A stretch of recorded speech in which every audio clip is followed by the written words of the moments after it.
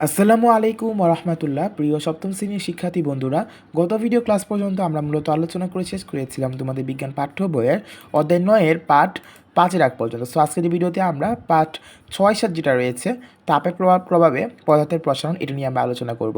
So বন্ধুরা, বেশি কথা না বাড়িয়ে চলো আমরা আমাদের ভিডিওর মূল আলোচনা শুরু করে দিই। তবে ভিডিওটি শুরু করার আগে তোমাদের কাছে একটি ছোট্ট রিকোয়েস্ট থাকবে। আমাদের এই চ্যানেলে তোমরা যদি নতুন হয়ে থাকো এবং আমাদের এই চ্যানেলে কোনো ভিডিও যদি তোমার কাছে কোনো রকমের হেল্পফুল মনে হয়, তাহলে অবশ্যই আমাদের চ্যানেলটিকে সাবস্ক্রাইব করে দিবে। সো চলো এবার আমরা আমাদের ভিডিওর মূল আলোচনা শুরু করে দিই। সো ফার্স্টে আমরা দেখবো এখানে তারা কি বলেছে। এখানে তাপ প্রয়োগ করলে অধিকাংশ পদার্থের আয়তন বাড়ে, কঠিন পদার্থ খুব অল্প পরিমাণে বাড়ে। বেশিরভাগ তরল পদার্থকে তাপ দিলে তা খুব বেশি প্রসারিত হয় না, তবে বায়বীয় পদার্থকে তাপ দিলে তা কিন্তু অনেকটা প্রসারিত হয়। ঠিক আছে, তো আমি একটা কথা তোমাদেরকে বলে রাখি, এটা হচ্ছে কঠিন পদার্থ সবথেকে কম প্রসারিত হয়, এরপর আমাদের তরল পদার্থ, এরপর রয়েছে বায়বীয় পদার্থ, মানে বায়বীয় পদার্থ সবথেকে বেশি প্রসারিত হয়। ঠিক আছে, সো ফার্স্টে এখানে একটা কাজ রয়েছে, কাজটা একটু খেয়াল করবা। সো কাজটা আমি তোমাদেরকে একটু বলি, সেটা হচ্ছে যে প্রথমে তোমরা যেটা করবা, এখানে একটা ধাতব বল নিবা এবং এখানে একটা রিং নিবা। সো ধাতব বলটা প্রথমে রিংয়ের ভিতরে দিয়ে ঢুকানোর চেষ্টা করবা। আচ্ছা, আমি এখানে একটু পড়ি, তাহলে তোমরা সহজে বুঝতে পারবা। পিতলের তৈরি বল, রিং, মোমবাতি, দিয়াশলা, চিমটা এবং স্ট্যান্ড নিবা। পিতলে বল এবং রিং এমনভাবে তৈরি করা হয় যাতে বলটি কোনো রকম রিংয়ের ঘা ঘেঁষে রিংয়ের ভিতর দিয়ে চলে যায়, রিংয়ের ঘা ঘেঁষে রিংয়ের ভিতর দিয়ে চলে যায়। ঠিক আছে, চিত্রের মতো করে স্ট্যান্ডে রিং ও বল যুক্ত করো। এবার বলটি স্বাভাবিক অবস্থায় রিংয়ের ভিতর দিয়ে নিয়ে যেতে চেষ্টা করো। দেখবে বলটি কিন্তু রিংয়ের ভিতর দিয়ে চলে যাচ্ছে, তাই না? খুব সহজে চলে যাবে কিন্তু, কারণ বলটা এবং রিংটা এরকমভাবে তৈরি করা হয়েছে যাতে রিংয়ের গা ঘেঁষে বলটা সুন্দরভাবে চলে যায়। এবার বলটি বের করে নিয়ে আসো, মোমবাতি জ্বালিয়ে বলটিকে গরম করো এবং সাবধানে চিমটার সাহায্যে উত্তপ্ত বলটিকে রিংয়ের ভিতরে নেওয়ার চেষ্টা করো। বলটি কি রিংয়ের ভিতর দিয়ে চলে যাচ্ছে না, আটকে গেছে। সো এখান থেকে আমরা বলতে পারি যে এই যে বলটাকে আমরা তাপ দিলাম মোমবাতি দিয়ে, এর কারণে বলটা একটু প্রসারিত হয়েছে। এই কারণে মূলত বলটা তখন আর রিংয়ের ভিতর দিয়ে যাচ্ছিল না। ঠিক আছে, এই যে কারণে এই কথাটাই বলা হয়েছে, খেয়াল করো। গরম করার ফলে পিতলে বলটি কেন রিংয়ের ভিতরে ঢুকছে না? এর কারণ হচ্ছে বলটি কিছুটা বড় হয়েছে, তাপ পাওয়ার ফলে বলটি কিছুটা বড় হয়ে গেছে। এ থেকে প্রমাণিত হলো যে তাপ প্রয়োগে কঠিন পদার্থ প্রসারিত হয়, কিন্তু এই প্রসারণ খুব বেশি নয় বলে আমরা সহজে বুঝতে পারি না। কঠিন পদার্থের মধ্যে সাধারণত ধাতব পদার্থ যেগুলো রয়েছে, ধাতব পদার্থ যেমন মনে করো লোহা, স্টিল রয়েছে, অ্যালুমিনিয়াম রয়েছে, মানে ধাতব পদার্থ যেগুলো রয়েছে বা যেগুলো আসলে চকচকে থাকে, কিংবা মনে করো যে আওয়াজ করলে অনেক জোরে শব্দ হয়, এরকম পদার্থ যেগুলো রয়েছে সেগুলো কিন্তু একটু বেশি পরিমাণে প্রসারিত হয়। এখন তুমি ধাতব পদার্থ ছাড়া তুমি অন্য কোনো পদার্থ নেও, ধরো ইট কিংবা মনে করো কাঠ নিলা কিংবা রাবার নিলা, এগুলো তুমি যখন মানে তাপ দিবা তখন এরা কিন্তু প্রসারিত হবে না, বা হলেও অনেক অল্প হবে, সেটা তুমি আসলে বুঝতেই পারবা না, মানে এত অল্প পরিমাণে প্রসারিত হয় আর কি। তো সেই ক্ষেত্রে আমরা বললাম ধাতব পদার্থ তাপ প্রয়োগে বেশি প্রসারিত হয়। এবার আমরা দেখবো দৈনন্দিন জীবনে কঠিন পদার্থের প্রসারণের প্রভাব, এটা অনেক বেশি ইম্পর্টেন্ট। এই দুটা এখানে দুইটা মানে প্রভাব রয়েছে, এই প্রভাবগুলো অনেক বেশি ইম্পর্টেন্ট, পরীক্ষায় এখান থেকে কোয়েশ্চেন আসতে পারে। সো এটা তোমরা একটু ভালোভাবে পড়ে রাখবা। সো আমি তোমাদেরকে একটু পরে বুঝাই।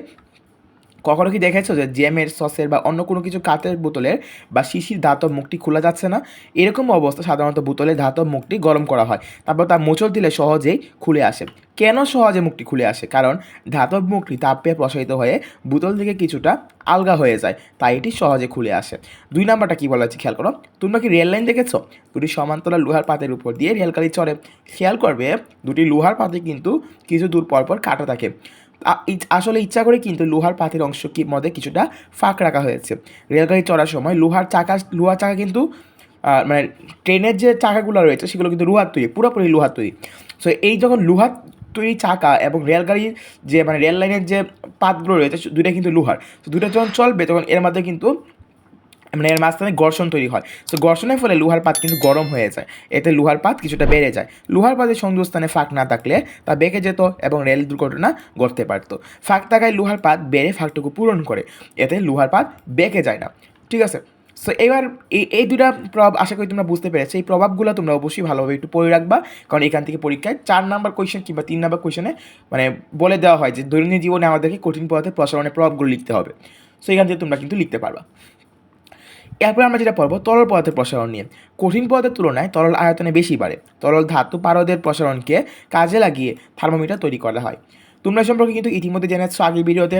তোমরা জলবায়ু পরিবর্তন অতে জানবে যে পৃথিবীর তাপমাত্রা বেড়ে যাচ্ছে, ফলে সমুদ্রের পানির আয়তন বেড়ে সমুদ্র পৃষ্ঠের উচ্চতা বেড়ে যাচ্ছে।